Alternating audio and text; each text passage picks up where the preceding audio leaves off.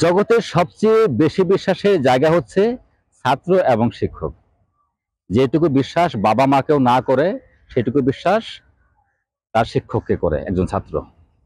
আবার একজন শিক্ষকও তার ছাত্রকে একইভাবে বিশ্বাস করে।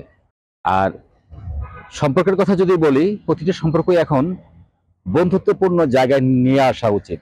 খুব বেশি উপরে উঠে বেশি সম্মান করা বা সম্মান করুক, সমস্যা নাই, কিন্তু ভয়ে থাকা কোনো সম্পর্কের মাঝে রাখা উচিত না এমনটা।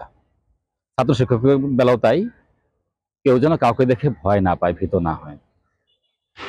আর যখনই ভয় পাবে না, ভীত হবে না, তখন তারা বিভিন্ন কিছু শেয়ার করবে।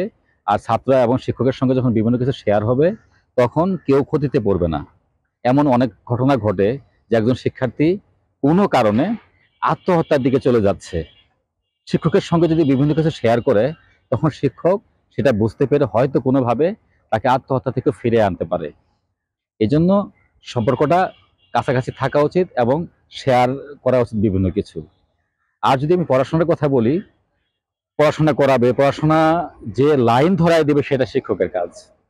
পড়া মুখস্থ করা এটা শিক্ষকের কাজ না।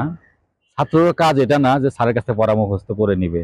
পড়া যে মজার, পড়া যে পড়তে হয়, কিভাবে পড়তে হয় এবং পড়াটাকে লাইনে উঠায় দেওয়া, এটা হচ্ছে শিক্ষকের কাজ।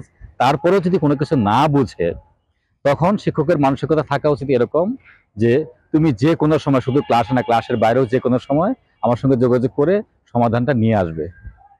বাসায় হোক কিংবা বাইরে কোথাও হোক, সমাধানটা নিয়ে আসবে। আর এভাবেই গড়ে উঠতে পারে ছাত্র শিক্ষকের মাঝে ভালো সম্পর্ক, যে সম্পর্ক যুগ যুগ ধরে চলবে এবং সামনে কোনো সময়ই এর ভাটা পড়বে না।